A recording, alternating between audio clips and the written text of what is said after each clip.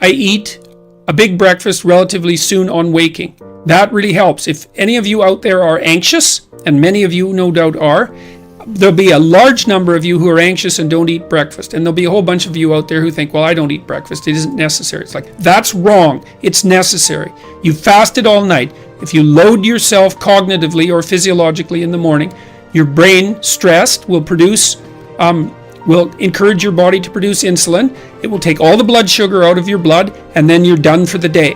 And then you'll be anxious. And a lot of the rest of you too, you'll find if you're anxious, try this. It's really, really interesting experiment. The next time you're anxious, go eat something. Eat some protein and fat would be best. You could have cheese and crackers. I'm not a big fan of carbohydrates, but whatever.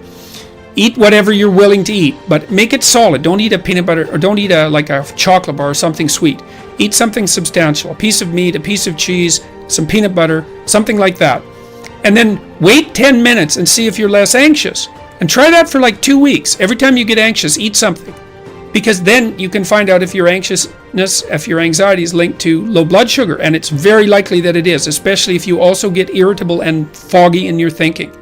And the best way to treat that, as far as I've been able to tell, and there's a decent literature on this, is to make sure that you eat a big breakfast. And you might say, well, I'm not hungry in the morning. It's like, who the hell cares if you're hungry? I didn't say enjoy your breakfast. I said eat it. That's not the same thing. There's lots of things that you need to do that you don't enjoy to begin with. You'll get hungry in 6 months and then you'll start to enjoy it. So that's a massive difference. I take small naps quite frequently. If I'm wiped out, I'll go have a nap for 10 minutes or 15 minutes. And then that helps quite a lot. I try to wake up on a fairly regular schedule. That's another thing I would really recommend for people whose lives are in disarray and who are anxious. Try to fix your wake time. Going when you sleep, that's not so important. So you can still, stay up late and have fun and all that. But getting up in the morning is really helpful. You also have to figure out how much you can work or write.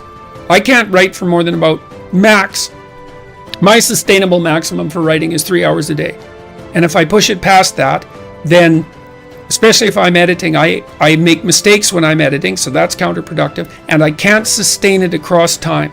And so I don't really think you can do more than about 3 hours of extremely intense intellectual work a day. Although if you have a nap, you can stretch that, but I think at least I end up paying for it across time. So nap, make sure you eat, and make sure you eat protein and fat and not carbohydrates, because carbohydrates are basically poisonous. Aim high. Don't aim so damn high you can't manage it, and make sure you break down your aims into reasonably attainable sub-goals, but you want to aim high, and then you want to see how hyper efficient you can get. That's a great thing to do in your early 20s, is to see, discipline yourself. You think, how much work can I do if I load myself right to the maximum? How far can I work? How hard can I work until I exhaust myself? And then you back off, obviously, because the optimal amount of working, productive engagement, let's say, is that which is sustainable across decades. So you have to learn that, but you don't learn that without stretching yourself to your limits to begin with. And if your life isn't everything it could be, and if you're suffering from an excess of meaninglessness, well, it means you're not oriented in the world of chaos and order properly. It's like you could learn to discipline yourself. Figure out what it is that you need to do and that you want to do, and then see how efficient you can get. It means you'll have to rearrange the way you think about it, but you can often do it. And that's how extremely productive people get so hyper efficient. When I wake up, I make a beeline for sunlight. So I'm going to get sunlight in my eyes. The single best thing you can do for your sleep, your energy, your mood, your wakefulness, your metabolism is to get natural light in your eyes early in the day. Don't wear sunglasses to do it. It takes about 10 minutes or so. If you live in a cloudy area, if you're in the UK in the winter or the summer, maybe you resort to some artificial light as a replacement. But as much as one can, get bright, natural, and if not natural, artificial light in your eyes early in the day without sunglasses. Contacts and eyeglasses are fine. Don't try and do it through a window or windshield. It's going to take far too long. This sets in motion a huge number of different neurobiological and hormonal cascades that are good for you, reduces stress late at night, offsets cortisol, a million different things really that are good for you. Try and get as much natural light as you can in the morning hours, whenever it is that is for you.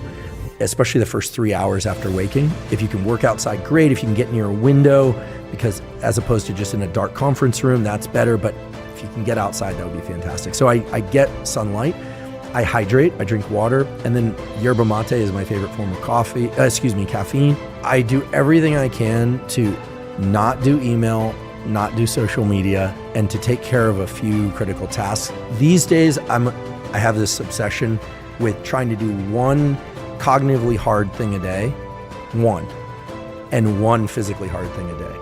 Now, not extreme physical, not David Goggins level workouts or anything, but in that 90 minutes, I'll typically try and read a research article start to finish, or I'll work on a document that I might be doing a grant or research paper, or planning a podcast or researching a podcast. I try and get my brain into kind of a linear mode. I try and narrow that aperture. Because if I don't, the distraction that's created by social media and interactions with others can kind of wick out into the rest of the day.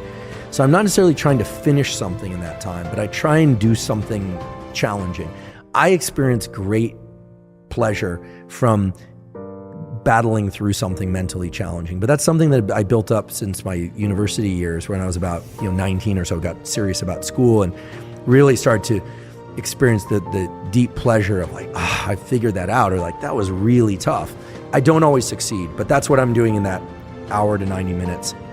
But I confess sometimes we'll take a walk during that time and maybe talk through some things that are challenging, or sometimes I get lazy and I'll miss a day of that cognitive challenge. Then I do caffeine about 90 to 120 minutes after waking.